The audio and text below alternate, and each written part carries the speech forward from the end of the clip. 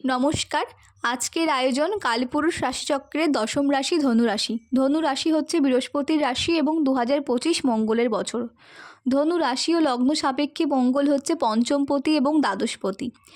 ধনু রাশির জাতক জাতিকাদের 2025-এর মার্চ মাসের পর থেকে শনির ঢাইয়া পিরিয়ড শুরু হচ্ছে এবং এটি থাকছে 2.5 বছর পর্যন্ত।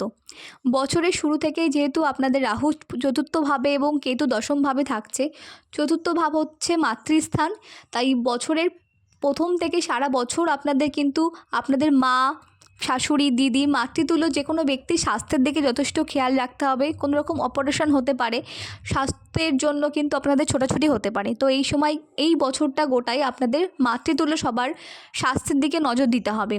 রাহু 4th হাউসে থাকায় কিন্তু আপনাদের পরিবার থেকে ডিট্যাচমেন্ট হতে পারে, বাড়ি থেকে দূরে থাকতে হতে পারে, বাড়ি থেকে আপনারা কিন্তু রেগে বেরিয়ে যেতে পারেন এবং গৃহ পরিবর্তন হতে পারে। আপনারা নতুন বাড়ি কিনতে পারেন, পুরনো কোনো বাড়ি বিক্রি করে বা নতুন কোনো ফ্ল্যাট কিনতে পারেন। তো যারা বিদেশ যাত্রা করতে চাইছেন 2025-এর মে মাসের পর্যন্ত কিন্তু আপনাদের বেশ ভালো সময়। আপনারা কিন্তু স্টেটের বাইরে বা দেশের বাইরে যেতে পারেন, কর্মসূত্রে কিন্তু আপনারা স্থান পরিবর্তন করতে পারেন।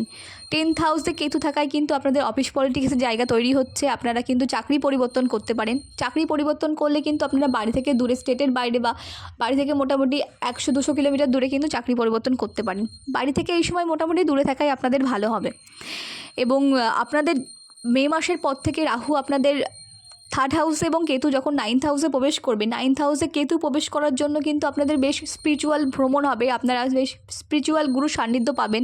এবং যেহেতু 9th হাউস সিংহ রাশির জায়গা, এখানে কেতু প্রবেশ করছে, সান কেতু কম্বিনেশন হয়ে কিন্তু আপনাদের ধ্বজাকৃতি যোগ অ্যাক্টিভ হচ্ছে। আপনারা বেশ নাম সুনাম খ্যাতি কিন্তু অর্জন করতে পারবেন এবং এই সময় যে কোনো রিসার্চমূলক কাজ, হায়ার এডুকেশনের জন্য কিন্তু এটা খুব ভালো সময়। 3rd হাউসে রাহু থাকায় 3rd হাউস যেহেতু আপনাদের কমিউনিকেশন করার জায়গা, তো এই সময় কিন্তু অনলাইন রিলেটেড কাজ, সোশ্যাল নেটওয়ার্ক সাইটে, শেয়ার মার্কেট, এই ধরনের কাজ, টেলিকমের সঙ্গে যারা যুক্ত আছেন, মোবাইলের দোকান, আপনাদের কিন্তু বেশ ভালো সময়, খুব ভালো চলবে এগুলো। ইউটিউব যারা করছেন তাদের জন্য কিন্তু বেশ ভালো সময়।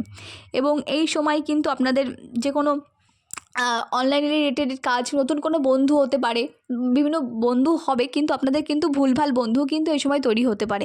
7th হাউসে যেহেতু রাহুর দৃষ্টি পড়ছে, আপনাদের কোনো এক্সট্রা ম্যারিটাল অ্যাফেয়ারের সঙ্গে যুক্ত হতে পারেন। পার্টনারের উপর অতিরিক্ত সন্দেহ করার প্রবণতা কিন্তু আপনাদের এই সময় দেখা দেবে। তো এইগুলো একটুখানি সতর্কতার সঙ্গে চলবে। হেলথের দিকে যদি বলেন তো আপনাদের ঠান্ডা লাগার প্রবণতা, 3rd হাউস যেহেতু হাতও ইন্ডিকেট করছে, তো হাতে চোটাঘাত, কোনোরকম অস্থি ক্ষয় কিন্তু আপনাদের হতে পারে। বছরের শুরুতেই যেহেতু আপনাদের 8th হাউসে মঙ্গল নিচস্থ হয়ে আছে, তো আপনাদের একটা চোটাঘাত লাগার টেন্ডেন্সি থাকছে। ভালো গুরুর সান্নিধ্য আপনাদের পাবে এবং যেহেতু 6th হাউসে আপনাদের বৃহস্পতি থাকছে 2025-এর মে মাস পর্যন্ত, তো এই সময় আপনাদের অর্থের অভাব হবে না, যে কোনো কিছুতেই আপনাদের ঠিক অর্থের যোগান হয়ে যাবে। এবং মে মাসের পর থেকে বৃহস্পতি যখন আপনার সপ্তমে প্রবেশ করবে, বিয়ের জায়গায় কি ভালো সময়, যা রিলেশনশিপ যারা আছেন, যাদের সমস্যা হচ্ছিলো, তাদের ক্ষেত্রে কিন্তু খুব ভালো সময় মে মাসের পর থেকে। তো বছরের প্রথম দিকে কিছু আপনাদের সমস্যা আসলেও কিন্তু মাঝখানের থেকে কিন্তু লাস্ট পর্যন্ত আপনাদের ধনুরাশির জাতক জাতিকাদের কিন্তু বেশ ভালো সময়ই কাটবে।